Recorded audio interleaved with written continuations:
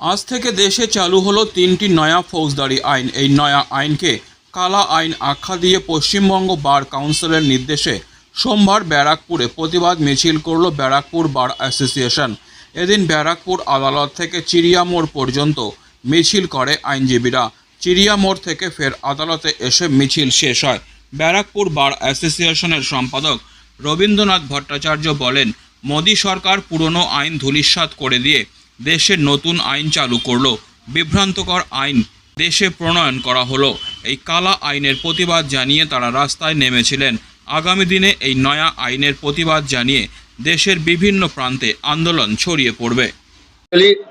এতদিন যে ভারতীয় আইন ছিল ব্রিটিশ চলে যাওয়ার পর থেকে, সেই আইনটা দ্বারা ভারতবর্ষ সুন্দরভাবে চালিত হচ্ছিল। এই আইনের প্রণেতা আমাদের ডক্টর আম্বেদকর সাহেব, এবং তার সাথে বিশাল একটা কমিটি ছিল, যারা বসে কিন্তু ব্রিটিশ সাম্রাজ্যবাদ চলে যাওয়ার পর দেশ কিভাবে সুন্দরভাবে চলবে তার ব্যবস্থা করেছে। কিন্তু বর্তমান নরেন্দ্র মোদীর সরকার এই আইনটাকে ধূলিসাৎ করে দিয়ে একটা কালা আইন নিয়ে এলো, যেটা দিয়ে ভারতবর্ষ আর সাধারণ মানুষ আইনের পরিষেবা পাবে না।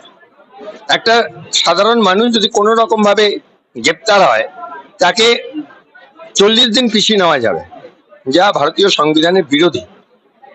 চিন্তা করা যায়, যদি 90 দিন যে কেসের স্ট্যাটিউটারি পিরিয়ড, সেখানে তাকে 60 দিন অব্দি পিছিয়ে নেওয়া, মানে 60 দিনের মধ্যে তাকে পিছিয়ে অ্যাপ্লাই করতে পারবে। এরকম একটা বিভ্রান্তিকর আইন ভারতবর্ষে প্রণয়ন করেছে। এবং একটা মানুষ আরেকজন একটা কমপ্লেন কেস করবে, আমরা কি জানি আমাকে না কেস নেয়নি, কোর্টে এসে একটা কেস করবো আমি সাক্ষী দিয়ে, আমার মেডিকেল রিপোর্ট দিয়ে। কিন্তু এখন নিয়ম করেছে, আগে যার সাথে গন্ডগোল তাকে আমাকে নোটিশ করতে হবে, তারপর সে আসবে, তারপর কোর্ট বিচার করে ভাববে। এটা কোনদিন হয়েছে? এই নতুন যত রকম ভাবে অসুবিধার সম্মুখীন এই অমিত শাহ মোদী মিলে করছে, অ্যাকচুয়ালি এরা ভারতবর্ষের ক্ষতি চায়। এই ক্ষতিটা করতে গিয়ে, মানে নিজেদের ভালো করতে গিয়ে অন্যের ক্ষতি, মানে সাধারণ মানুষের ক্ষতি করে ফেলছে।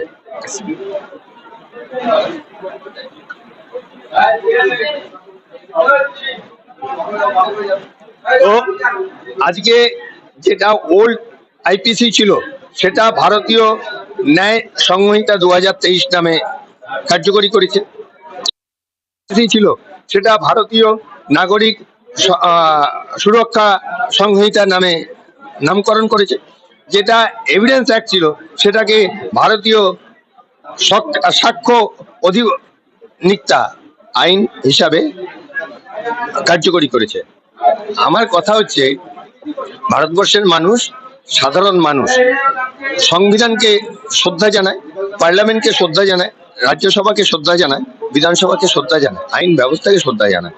কিন্তু সেখানে যারা বসে রয়েছেন, তারা নিজেদের স্বার্থ চরিতার্থ করবার জন্য অন্যের সাধারণ মানুষের ক্ষতি করবেন, এটা নিশ্চয়ই ঠিক না। তাই এই কালা কানুনের বিরুদ্ধে মমতা ব্যানার্জি সবার আগে চিৎকার করেছেন এবং নরেন্দ্র মোদীকে চিঠি দিয়ে পর্যন্ত জানিয়েছিলেন। এবং আমরা পশ্চিমবঙ্গ বার কাউন্সিল, আমরা সবাই মিলে, সেখানে সব দলের আইনজীবী, নির্বাচিত আইনজীবী প্রতিনিধিরা ছিল, সবাই মিলে কিন্তু আমরা এই আজকে যে অ্যাবস্টেইন ফ্রম জুডিশিয়াল ওয়ার্ক, সেই কার্যকরী করছি সারা বাংলা এবং আন্দামানে। তাই আশা রাখি যে বাংলায় যখন আন্দোলনের সুর চড়িয়েছে, আজ নয় কাল এই আইনের কিন্তু চেঞ্জ করতেই হবে, এইটা আমরা দৃঢ় বিশ্বাস করি। এবং মমতা ব্যানার্জি যে আন্দোলন শুরু করে, সেই আন্দোলন থেকে কিন্তু পরাজিত হয় না, সেই আন্দোলন সবসময় ত্বরান্বিত হয় এবং বিজয়ী হয়। এক সময় আপনারা জানেন যে ডক্টর বিধানচন্দ্র রায়ের কাছে কিন্তু জওহরলাল নেহরুকে আসতে হতো, কলকাতাকে দিল্লিকে কলকাতার কাছে আসতে হতো। আজও কিন্তু মমতা ব্যানার্জির কাছে নরেন্দ্র মোদীকে আসতে হবে, এটা আমাদের দৃঢ় বিশ্বাস আছে। আমরা তাই আমাদের আন্দোলন, আইনজীবীদের আন্দোলন, সাধারণ মানুষের আন্দোলন আমরা জারি রাখবো। Disclaimer. This channel may not promote any violent, harmful or legal activities. All content provided by this channel is meant for an educational purpose only.